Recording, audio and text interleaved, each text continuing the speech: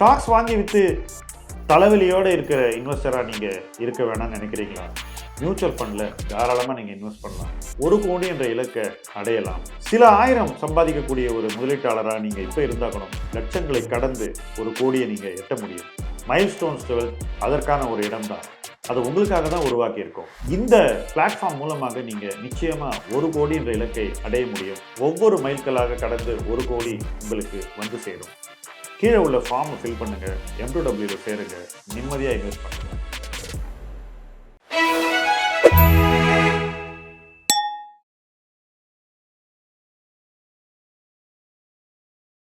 என் portfolio 25% குறைஞ்சா, இந்த ஸ்டாக்னால தான் நம்ம போர்ட்ஃபோலியோவில் இறங்க போகுதா, அப்போ நாம் என்ன செய்யணும் அந்த ஸ்டாக்கோட அப்படின்னு யோசிக்க ஆரம்பிப்போம். அப்படி யோசிக்கும் போது உண்மையிலேயே இந்த ஸ்டாக் இறங்குமா அப்படிங்கிறதையும் நம்ம சரி பார்த்துக்குவோம். 2 பேர்கிட்ட கேட்போம். கேட்டு அந்த ஸ்டாக்கை பற்றின ஒரு பார்வையை கூர்மைப்படுத்திக் கொள்வோம். ஸ்டாக்கை பற்றின எதிர்பார்ப்புகளை சரி பார்த்து கொள்வோம். அப்படி பண்ணும்போது நமக்கு வீக் ஸ்டாக்ஸை பற்றின தெளிவான அடையாளமும் புரிதலும் நம்ம போர்ட்ஃபோலியோக்குள்ளே வந்துடும். ஏன்னா நிறைய போர்ட்ஃபோலியோஸ் நல்லா பர்ஃபார்ம் பண்ணும்போது அதில் பல தருணங்களில் ஒரு வீக் ஸ்டாக் பயங்கரமாக நமக்கு அள்ளி கொடுத்துருக்கும். அந்த வீக் ஸ்டாக்குடைய பர்ஃபார்மன்ஸை நம்ம அடையாளப்படுத்தணும்னாக்கா அந்த பர்ஃபார்மன்ஸில் கிடைச்ச ப்ராஃபிட்டை நம்ம தக்க வச்சுக்க முடியும். அந்த வீக் ஸ்டாக்கை நம்ம அடையாளப்படுத்த தவறுனாக்கா அல்லது மாறுதலாக நம்ம அந்த வீக் ஸ்டாக்கை கொண்டாடுனாக்கா அது வீக் ஸ்டாக்னே உணராமல் அதை ஓன் பண்ணுவோம். அந்த வீக்னஸை நம்ம அடையாளம் காணாமல் அந்த பயணத்தில் தொடருவோம். ஏதோ ஒரு பாயிண்டில் அந்த வீக்னஸ் வந்து நம்மளை கடிச்சு கொதறிடும். நிறைய தருணங்கள் நான் பார்த்துருக்கேன். ஒரு நண்பர் ஃபோன் பண்ணி சொல்லுவார், உங்ககிட்ட இந்த ஸ்டாக் இருக்குல்ல, அது இன்னைக்கு இவ்வளோ 52 வீக் ஹையில் இப்படி போயிட்டுருக்கு, பாரு அதோட ஃபண்டமெண்டலில் அது அவ்வளோ நல்லா இல்லை, இந்த நிறுவன மதிப்புக்கு இது தகுதியானது இல்லை அப்படின்னு ஒரு பாயிண்ட்டாக பொறுமையாக எடுத்து சொல்லுவார். உங்ககிட்ட கூட நிறைய பேர் இது மாதிரி சொல்லியிருப்பாங்க. நம்மளுடைய இமீடியட் ரியாக்ஷன் என்னவா இருக்கும்?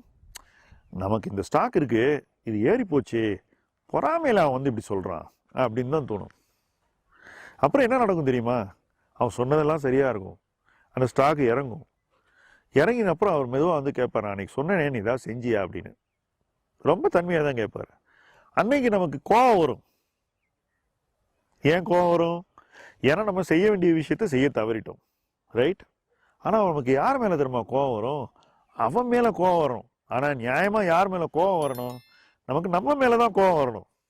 ஏன்னா நம்ம செய்ய வேண்டிய விஷயத்த நாம தான் செய்ய தவறிட்டோம். அவன் நம்ம மேலே உள்ள அக்கறையில் ஃபோன் பண்ணி இதை வச்சிருக்கே, இது நல்லா பண்ணியிருக்கே அப்படின்னு நமக்கு இதை ஒரு சரியாக நெறிப்படுத்துறதுக்கு தான் அவன் சொல்கிறான். நம்மக்கிட்ட இந்த ஷேர் இல்லை, இவர்கிட்ட இருக்கு, அட்லீஸ்ட் இவர் நல்ல ப்ராஃபிட் பார்த்துருக்காரு, அந்த ப்ராஃபிட்யாவது அவர் தக்க வச்சுக்கிட்டோன்னு. பட் அந்த நேரத்தில் நம்மளுடைய பிஹேவியர் எப்படி இருக்குன்னு கொஞ்சம் யோசிச்சு பாருங்க. நான் சொல்கிற மாதிரி தான் பெரும்பாலான ரியாக்ஷன்ஸ் இருக்கும். ஸோ நம்ம எடுக்க வேண்டிய முடிவுகளை எடுக்க வேண்டிய நேரத்தில் எடுக்க தவறிடுவோம். அப்போ என்ன ஆகும்? நம்ம போர்ட்ஃபோலியோவை இறங்கிறதுக்கு எந்த ஸ்டாக் நல்லா பர்ஃபார்ம் பண்ணிச்சோ அதுவே வழிவகுத்துரும். Your biggest success may become your biggest track. So portfolio இறக்கிறதுக்கு அது காரணம் ஆயிடுச்சுன்னா அதுக்கப்புறம் நம்ம என்ன பண்ணுவோம்? பரவாயில்ல, இன்னும் கொஞ்சம் ஏறட்டும், மறுபடியும் நம்ம பார்த்த பீக் ப்ரைஸ் வரும் அப்படின்னு உட்காந்துட்டு இருக்கும். இது கிட்டத்தட்ட பஜனை கோஷ்டி மாதிரி தான். நீங்கள் பாடுறதுனால எதிர்பார்க்கறது நடந்துடாது. நான் தான் சொல்லுவேன், சும்மா உட்காந்து ப்ரே பண்ணிக்கிட்டு இருக்கீங்க, ஒன்றும் நடக்காது. அதோடைய துதியை நீங்கள் பாடிக்கிட்டே இருப்பீங்க அந்த கம்பெனியை பற்றி, ஒன்றும் நடக்காதுன்னு. ஏன்னா இந்த மாதிரி வாய்ப்புகள் எப்பயாவது ஒரு தடவை தான் வரும், ஒரு பங்குல. அப்பப்போ வராது, திரும்ப திரும்ப வராது. ஸோ எப்போ நமக்கு நம்ம போர்ட்ஃபோலியோவில் எதிர்பார்க்கிறத விட நம்ம தகுதிக்கு மேலே ரிட்டர்ன் கிடைக்குதோ அப்போ நம்ம யோசிக்க வேண்டியது, இந்த ரிட்டர்ன் வந்து நமக்கு கிடைச்சிருக்கவே கூடாது. லக்கிலி கிடைச்சிருக்கிற இந்த ரிட்டர்னை எப்படி தக்க வச்சுக்கலாம்? நம்ம போர்ட்ஃபோலியோவில் எந்த ஸ்டாக்ஸ் எல்லாம் வீக் ஸ்டாக்ஸ், எந்த ஸ்டாக்ஸ் எல்லாம் ஸ்ட்ராங் ஸ்டாக்ஸ், எந்த ஸ்டாக்ஸ் பர்ஃபார்ம் பண்ணியிருக்கு, எந்த ஸ்டாக்ஸ் பர்ஃபார்ம் பண்ணல, எந்த ஸ்டாக்ஸ் பர்ஃபார்மன்ஸ் வந்து எதிர்பார்த்ததை விட அதிகமாக இருந்திருக்கு, எந்த ஸ்டாக்ஸ் பர்ஃபார்மன்ஸ் வந்து எதிர்பார்த்ததை விட குறைவாக இருந்திருக்கு, பர்ஃபார்மன்ஸ் எதிர்பார்த்ததோட அதிகமாக இருக்கிறத நம்மளால் நியாயப்படுத்த முடியுதா அப்படிங்கிறத நாம தான் ஒரு ஸ்ட்ரெஸ் டெஸ்ட் பண்ணணும். பர்ஃபார்மன்ஸ் குறைவாக இருக்கிற ஸ்டாக்கை நம்ம இன்னும் ஓன் பண்ணுறதை நியாயப்படுத்த முடியுமாங்கிறதையும் அந்த இடத்துல நம்ம டெஸ்ட் பண்ணி பார்க்கணும். இதெல்லாம் பண்ணாக்கா நம்ம போர்ட்ஃபோலியோவில் எந்தெந்த ஸ்டாக்ஸ் வருங்காலத்தில் வீக்னஸை கான்ட்ரிபியூட் பண்ணணும்னு நமக்கு தெளிவாக தெரியும். அப்படி தெளிவாக தெரியும் போது நாம் அந்த ஸ்டாக்ஸில் எடுக்க வேண்டிய நடவடிக்கைகளை எடுக்கணும். Which is either reduce your position or exit. So அந்த ஸ்டாக் நம்ம போர்ட்ஃபோலியோவில் இருக்கிறதுனால ஏற்படக்கூடிய வருங்கால ரிஸ்கை நம்ம இன்னைக்கே களைந்து விட வேண்டும். இது ஒரு முதலீட்டாளனுடைய பொறுப்பு. இது சமூகத்தினுடைய பொறுப்பு இல்லை, அரசினுடைய பொறுப்பல்ல, செபியினுடைய பொறுப்பல்ல. இது நம்மளுடைய தனிப்பட்ட பொறுப்பு. இந்த பொறுப்பை நிறைவேற்றுவதற்கு ஒரு உழைப்பு தேவை, ஒரு ஓப்பன் மைண்ட் தேவை, அதற்கு ஒரு ஆலோசனை வட்டம் தேவை. You need people who will guide you. இதெல்லாம் இருந்தால் மட்டும்தான் செய்ய முடியுன்றது என்னுடைய அனுபவம். ஆனால் இன்னைக்கு பல பேருக்கு இதெல்லாம் அறகுறையா இருந்து கூட நல்ல வெற்றி கிடைத்திருக்கிறது. இந்த வெற்றியை தக்க வச்சுக்கணும்னா இப்போ நீங்க இதெல்லாம் உருவாக்கிக்கிட்டு இந்த உருவாக்கத்தின் அடுத்த கட்டமான மேல் நடவடிக்கைகளை நோக்கி நீங்க பயணிக்கணும். Create the support system and act, but act responsibly.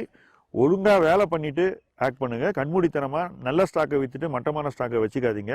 உங்க போர்ட்ஃபோலியோ பற்றிய புரிதலை வளர்த்து கொள்ளாம நீங்க போர்ட்ஃபோலியோ ட்ரிம் பண்ணீங்கன்னா you may end up doing further mistakes.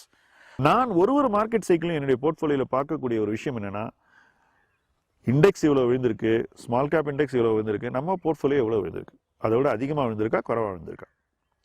குறைவாக விழுந்துச்சுன்னா நம்ம இந்த நடவடிக்கைகள் எல்லாம் முன்னெச்சரிக்கையாக சரியாக எடுத்திருக்கிறோம் என்று அர்த்தம். சில நேரங்களில் அதிகமாக விழுந்திருக்குன்னா அப்போ நம்ம இன்னும் உழைக்க வேண்டும் என்பதுதான் மார்க்கெட் நமக்கு சொல்லக்கூடிய மெசேஜ். ரெண்டையும் நம்ம எந்த விதமான ஈகோவும் இல்லாமல் ஒரு சமநிலையில் இருந்து ஏற்றுக்கொள்ளத்தான் வேண்டும். அப்படி ஏற்றுக்கொண்டால் தான் நம்ம மார்க்கெட்டில் அந்த இடத்துல இருந்து வளர முடியும். மார்க்கெட் என்பது முழுக்க நம்முடைய பிஹேவியர் சம்பந்தப்பட்டது, நம்முடைய பொறுப்பேற்கும் அந்த குணம் சம்பந்தப்பட்டது, நம்முடைய முன்னெச்சரிக்கை நடவடிக்கைகள் சம்பந்தப்பட்டது, வருங்காலத்தில் நாம் விழக்கூடாது என்ற அந்த ஒரு உணர்வு சம்பந்தப்பட்டது. இதையெல்லாம் இந்த தருணத்தில் சரியாக உருவாக்கி கொண்டு வருங்காலத்தை நோக்கி ஒரு நல்ல பயணத்தை உருவாக்க இணைந்து பயணிப்போம். முதலீட்டு களம் உங்கள் களம். நன்றி.